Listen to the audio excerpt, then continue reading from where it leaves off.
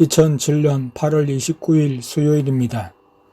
예수님이 어젯밤에 둘째와 막내가 다니는 모든 학원은 일주일간 쉬어라고 하셨습니다.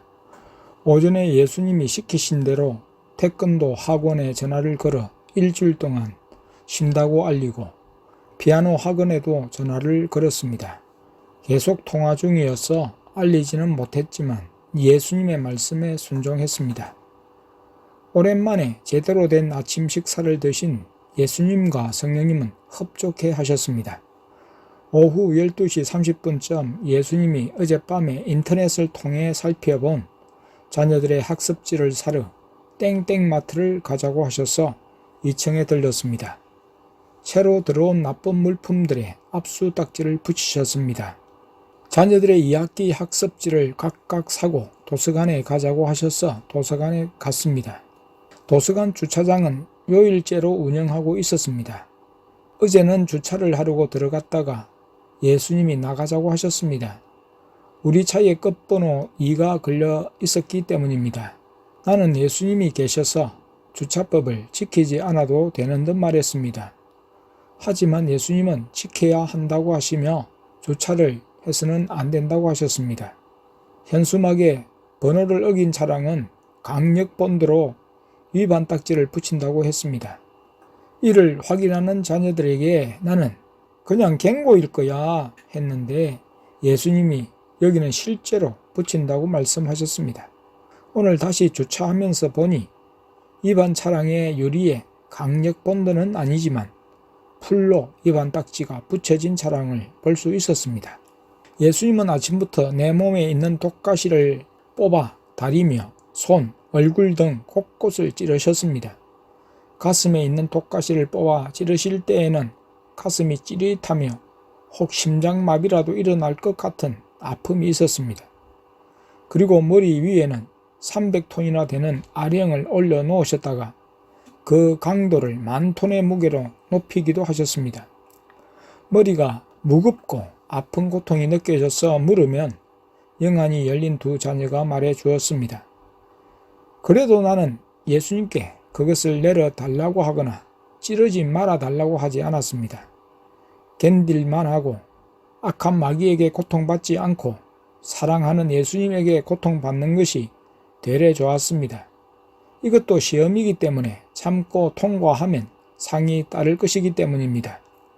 또한 내 영적 감각을 살려놓으시려는 의도를 알기 때문입니다.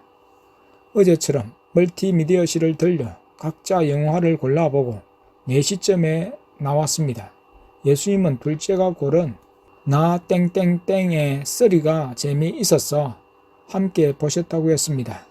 나는 나 땡땡땡의 2를, 막내는 영땡이를 보았습니다. 구별하여 보려다 보니 썩 볼만한 영화가 없었습니다. 영화를 보지만 그 영화에 빠지지 않고 감상하는 것은 어려운 일입니다. 특히 예수님이 보라고 하셔서 보는 일이기 때문에 이것도 순종의 시험이기도 했습니다. 보면서도 믿음을 잃지 않는 중심을 가져야 했습니다.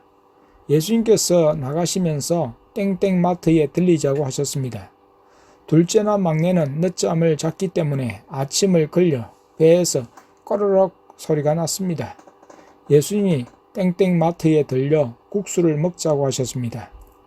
마트 3층 주차장에 차를 세우고 1층으로 가서 국수를 먹고 다시 2층으로 가셨습니다. 장난감 코너를 들리셨는데 누군가에게 줄 선물을 고르시는 것 같았습니다. 여자아이에게 줄 선물을 고르셨습니다. 종이 부품들을 서로 꽂아 집을 만드는 장난감이었습니다. 예수님이 누구에게 줄 것 같니? 물으셨습니다. 내가 땡땡 아니에요 하니 그렇다고 하셨습니다. 집에 들러서 바로 땡 목사님 집으로 가자고 하셨습니다.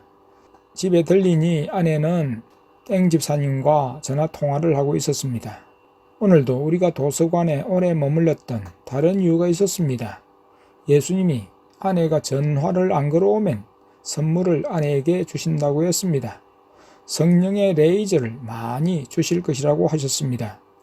집에 와서 확인해 보니 아내는 예수님으로부터 성령의 레이저를 받아 다른 가족에 비해 많이 커져 있었습니다.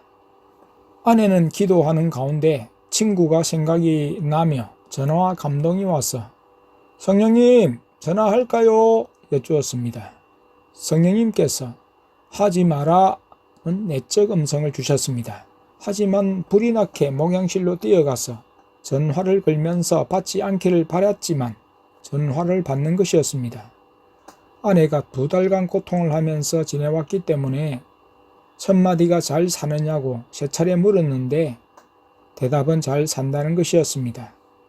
현재 우리에게 예수님과 성령님께서 이끌어 가시는 일들을 간단하게 이야기를 했고 남편 집사님이 잘못했다고 말했더니 친구가 현재 자신들의 삶을 털어놓는 것이었습니다. 우리가 다녀간 이후 많이 변화되었음을 알게 하셨습니다.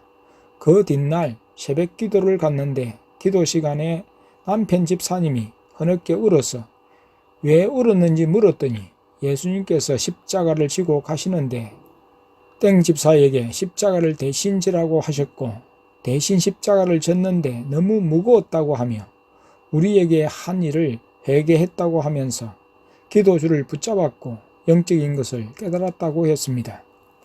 친구는 집 가까운 교회에 새벽 기도를 갔는데 강단 앞에 스크린이 있었습니다. 파란 하늘에 흰 구름이 몇 개 있는데 며칠 후 새벽 기도 시간에 눈을 들어서 스크린을 보는데 맨 밑에 구름이 예수님의 얼굴로 바뀌면서 한쪽 눈이 맞아서 감겨 있고 한쪽 입술은 크게 부풀어 있는 예수님을 보았다고 하며 그것이 맞는지 의심을 하는 것이었습니다.